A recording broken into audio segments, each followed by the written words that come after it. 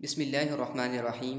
अस्सलामुअलैकुम वरहमतुल्लाह। आज की इस वीडियो में हम क्लास 3 की सोली सिंधी में सबक 16 यानी 16वां सबक वण ऐं बूटा यानी दरख्त और पौधों के बारे में पढ़ेंगे।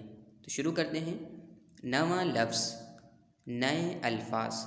चारो यानी चारा, अडण यानी तामीर करना, रसाइण यानी पहुँचाना। वण ऐं बूटा असांजे माहौल लाइ तमामु घणा फ़ाइदेमंद आहिनि। इन्हनि सां मौसम में ताज़गी अचे थी ऐं माहौल साफ़ रहे थो। वणनि ऐं ॿूटनि मां इंसाननि तोड़े जानवरनि खे खाधो पिणु मिले थो। जिते वण घणा हूंदा आहिनि उते मींहुं बि घणो पवंदो आहे ऐं उते हवा बि साफ़ ऐं ताज़ी हूंदी आहे। ॿूटा हूअं त सूंहं लाइ बि पोखिया वञनि था, पर इहे जानवरनि जे चारे तौरु पिणु कमु अचनि था। असांखे मेवा ऐं भाॼियूं बि ॿूटनि मां मिलनि था। वण ऐं ॿूटा अल्लाह ताला जूं तमामु वॾियूं नेमतूं आहिनि। वण असांखे न रुॻो छांव ॾीनि था, पर असांखे पंहिंजा घर अॾण में बि इन्हनि जो काठ कमु अचे थो। वणनि जा केतिरा ई क़िस्म आहिनि।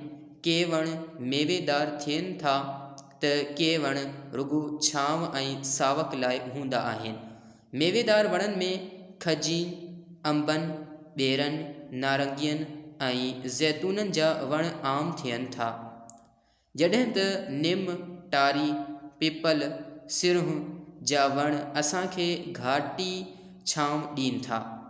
इन्हनि वणनि मंझां असां काठ बि हासिल करियूं था, जेको असांखे जायूं, अॾण ऐं फर्नीचर ठाहिण जे कमु अचे थो।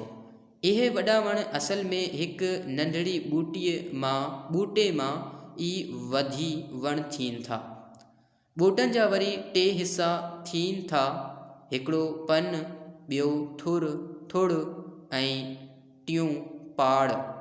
ॿूटनि जे पननि जो रंग साओ थींदो आहे।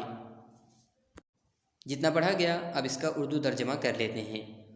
वण ऐं ॿूटा असांजे माहौल लाइ तमामु घणा फ़ायदेमंद आहिनि। यानी दरख्त और पौधे हमारे माहौल के लिए बहुत ज़्यादा फ़ायदेमंद हैं।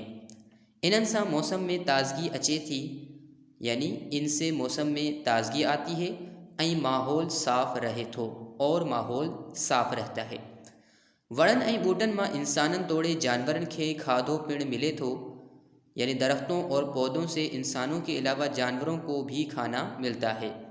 जिते वण घणा हूंदा आहिनि उते मींहुं बि घणो पवंदो आहे, यानी जहाँ दरख्त ज़्यादा होते हैं वहाँ बारिश भी बहुत ज़्यादा होती है ऐं उते हवा भी साफ़ ऐं ताज़ी हूंदी आहे और वहाँ हवा भी साफ़ और ताज़ी होती है।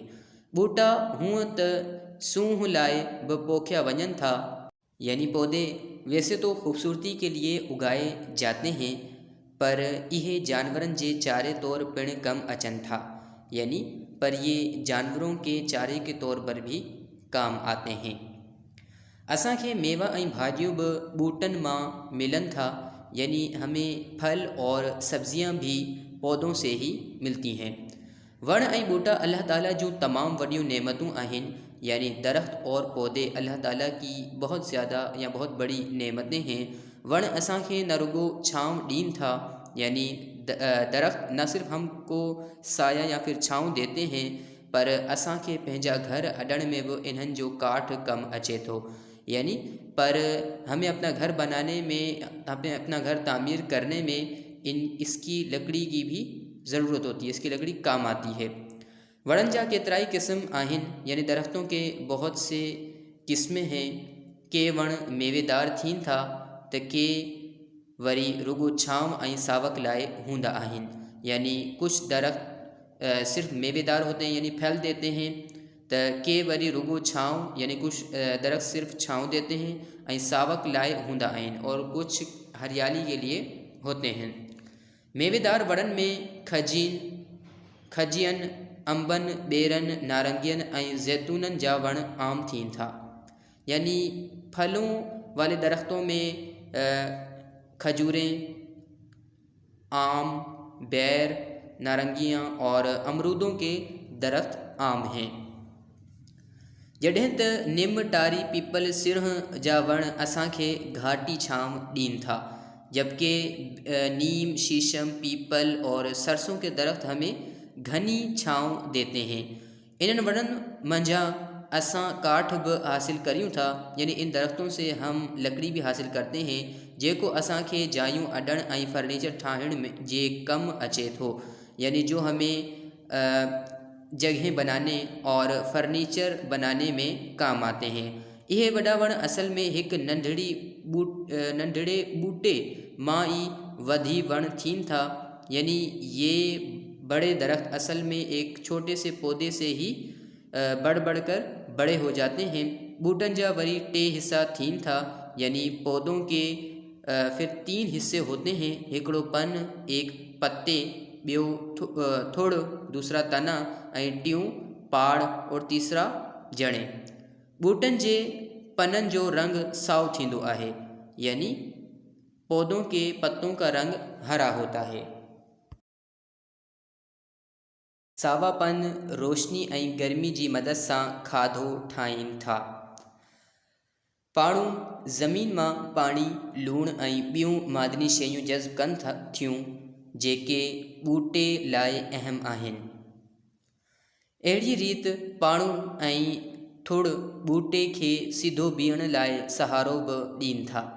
थुड़ पाड़नि ऐं पननि में राब्ते जो ज़रियो बि आहे। इहो पाड़नि जो जज़्ब कयल पाणी टारियनि ताईं पहुचाईंदो आहे। अहिड़ी तरह ॿूटा ऐं वण वधंदा आहिनि ऐं गुल ऐं मेवा झलींदा आहिनि। जितना पढ़ा गया, अब इसका भी तर्जमा कर लेते हैं। सावापन रोशनी ऐं गर्मी की मदद से खाधो ठाहीनि था, यानी हरे पत्ते रोशनी और गर्मी की मदद से खाना बनाते हैं, जिसे साइंस में फोटोसिंथेसिस के नाम से हम याद करते हैं। पाणू ज़मीन मां पानी, लूण ऐं ॿियूं मादनी शयूं जज़्ब कनि थियूं, यानी जड़ें ज़मीन से पानी, नमक और दूसरी मादनी चीज़ें जज़्ब करती हैं, जेके बूटे लाइ अहम आहिनि, जो के पौधों के लिए अहम हैं। अहिड़ी रीति पाणू ऐं थुड़ बूटे के सीधो बीहण लाइ सहारो बि ॾीन था, यानी इसी तरीके से जड़ें और तना पौधे को सीधा खड़े होने में भी सहारा देते हैं। थुड़ पाड़न ऐं पनन में राब्ते जो ज़रियो भी आहे, यानी तना, जड़ों और पत्तों में राब्ते का ज़रिया भी है।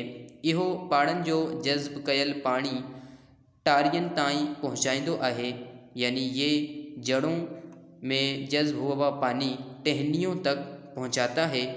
अहिड़ी तरह बूटा ऐं वण वधंदा आहिनि ऐं गुल ऐं मेवा झलींदा आहिनि, यानी इस तरह या इस तरीके से पौधे और दरख्त बढ़ते हैं, यानी बड़े होते हैं, और गुल यानी फूल और फल पैदा होते हैं। मुझे उम्मीद है आज का लेक्चर वण ऐं बूटा यानी दरख्त और पौधों के बारे में आपको आसानी से समझ आ गया होगा। अब इंशाल्लाह आपसे अगले लेक्चर में मुलाकात होगी। तब तक के लिए अस्सलामु अलैकुम व रहमतुल्लाह।